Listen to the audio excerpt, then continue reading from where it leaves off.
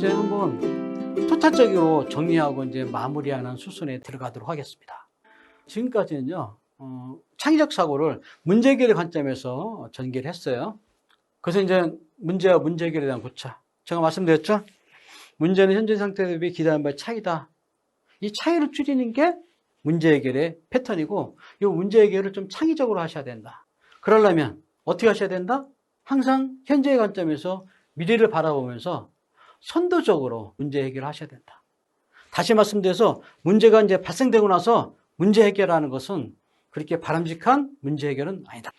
자, 그러려면 우리는 문제 해결 4단계 프로세스, 문제 정의 what, 원인 분석 why, 대안 수립 how, 실행 관리 액션, 4단계 프로세스에서 이제 창의적인 문제 해결의 패턴을 밟아 나가셔야 되는데, 자, 논리적 접근과 창의적 접근이 있습니다. 논리적 접근은 뭐냐면요, 문제 정의와 원인 분석의 단계죠.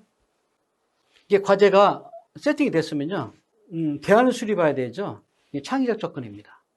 일상적인 창의적 대안 수립, 혁신적인 창의적 대안 수립에 나눌 수 있는데, 자, 그러면 이제 한번 마지막 정리 차원에서 베스트 문제 해결자의 자세. 우리 역사상 아주 창의적인 문제 해결로요, 이 대한민국을, 조선을 구하신 분이 있어요. 바로 누굴까요? 23전 전승의 신화 이순신 장군입니다. 이 세계 전투사에서요, 전승은 없습니다. 나폴레옹도요, 본인 주관한 전투에서 6번 졌고요. 징기스칸도 본인이 주관한 18번 전투에서 3번은 졌어요. 근데 이순신 장군은 전승이에요. 근데 이 이순신 장군이 치른 전투가 또 소규모 전투가 아니라 메머드급 전투예요. 한산대첩, 명랑대첩. 이 비결이 뭘까요, 비결? 어느 순간에 막 그냥 무대뽀로? 아니라는 겁니다. 이순신 장군은요, 미래에 대한 예견. 많은 사람들은 전쟁을 안 일어난다고 하는데 본인은 전쟁이 일어난다. 일본을 쳐들어온다. 그리고 2년 동안 전쟁 준비를 했어요. 미리미리. 판옥선을 한 40여 척 만들어 놓고요. 이 거북선도 이렇게 만들었어요. 그러니까 미래에 대한 예견, 선도 관리. 기본적으로 우리가 이제 문제 해결의 패턴을 놓고 보면 상당히 창의적 관점에서 접근한 겁니다. 그리고 더욱더 대단한 게 뭔지 아세요? 이렇게 배를 만들려면요, 이 배를 만드는 기본이 되는 게 있어요. 목재. 그래서 이순신 장군이 이 목재에 대한 이 철저한 준비, 대단했다는 겁니다. 이런 그 군선을 만들 수 있는 나무가 줄비한 산림은요, 통째로 지정을 하고요, 절대로 벌목을 못하게 하겠다는 겁니다. 만약에 벌목을 하면요, 엄벌을 처했다는 거, 엄벌. 그리고 배를 만들기 위해서 목재를 벌목해서 운반할 때는요, 직접 나가서 백성과 호흡하면서 같이 날았다는 거예요. 그만큼 이순신 장군은요, 이 철저한 대비 준비, 본질적인 거, 대단했다는 겁니다. 근데 이순신 장군의 이러한 미래를 예견하고 미리미리 선도 관리 준비하는 이런 자세가 정말 여러 군데에서 이제 빛을 발휘했는데, 대표적으로 임진왜란이 끝나고 정의전환이 일어났습니다. 조선의 수군을 이끄는 원균 장군이 7천년 해전에서 왜군의 기습 공격을 받아갔고요. 103척 되는 조선 수군이 전멸당했어요. 딱 12척만 살아남았어요. 이걸 가지고 이제 정의전환 대비를 해야 돼요. 그때 아주 옛날에 목재 관리를 너무너무 철저하게 잘 준비를 해나갔고요.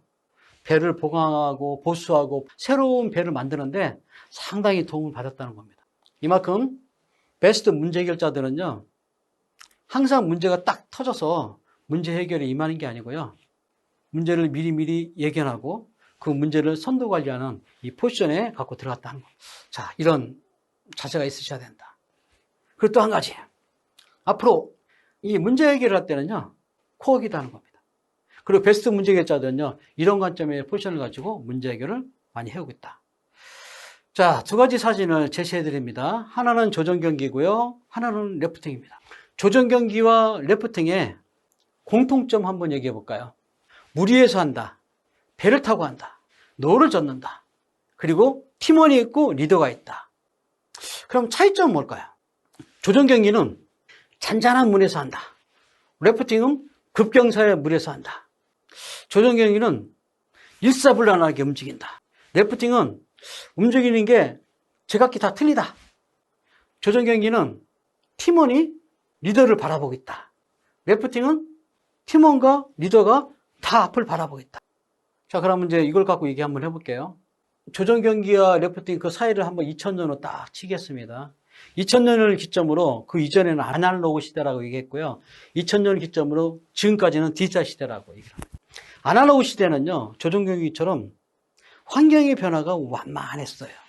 이때는요, 소수의 리더층이, 경영층이 환경의 변화를 충분히 예측할 수 있고 거기에 대한 방향성을 제시를 할 수 있었어요. 그러니까 많은 구성원들, 리더가 시키는 대로 어떻게 마음은 됐다? 열심히 마음은 됐습니다. 괜히 여기 창의를 얘기하고 창조를 얘기하면요, 이런 얘기를 많이 했어요. 모난돌이 정 만난다. 이게 정말 그때 당시 유명했던 말이에요. 지금 디지털 시대, 래프팅 환경처럼 환경의 변화가 급격해요. 이게 어디로 튈지 몰라요. 소수의 핵심 인력, 리더층이, 경영층이 모든 것을 예측할 수가 없습니다. 그러니까 다 같이 앞을 내다봐요. 다 같이 환경 변화를 주셔야 돼요. 그러니까 이제부터는 문제 해결은요, 혼자 해결할 수 있는 상황이 아니에요. 모든 사람이 코업을 통해서. 자, 그때 전제 조건이 있습니다. 모든 사람이 코업을 통해서 협력해서 문제 해결한다? 근데 이 협력이 동일한 협력이 아니에요. 요구된 능력, 역량이 다 틀립니다. 지식과 정보가 다 틀려요. 그러니까 각자가 자기 분야에서 지식과 역량이 아주 충분한 전문가로 세팅되고 있어야만 서로가 모여서 코업을 통해서 문제를 해결할 수 있다는 겁니다. 그러니까 조정경기에는 없는데 래프팅에 있는 게 있어요. 구명조끼. 조정경기 시대에서는요, 소수의 핵심 인력과 리더층이 모든 것을 좌우지했어요. 배 위에서 떨어지면요, 조직이 구해졌어요. 리더가 구해주고 팀원이 구해주고. 자, 지금은 다 구명조끼 있죠? 빠지면 어떻게 해야 돼요? 내가 알아서 어떻게 된다? 알아서 빠져나와야 된다. 그러니까 나의 역량, 이게 무지하게 중요하게 대두가 된다는 겁니다. 특히 디지털 시대에 이제 문제 해결자들, 그러니까 각자의 역량을 강화하는데 엄청나게 노력을 한다는 거예요.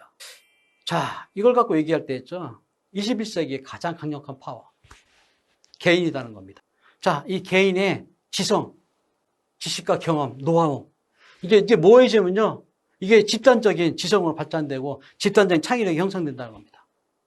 자, 이런 측면에서 우리가 이제 창의적 관점에서 이제 문제 해결할 때 가장 핵심은 이제부터는 개인의 역량이 개인의 역할과 책임적인 측면에서 확보된 역량이 모여서 집단 지성으로 이뤘을 때 서로 호흡을 통해서 문제가 있을 때 창의적으로 발전한다는 겁니다.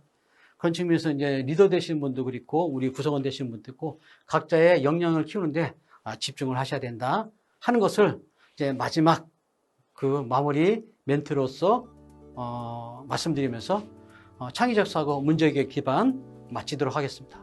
적극적으로 지금까지 참여해 주시고 시청해 주셔서 감사의 말씀드립니다. 감사합니다.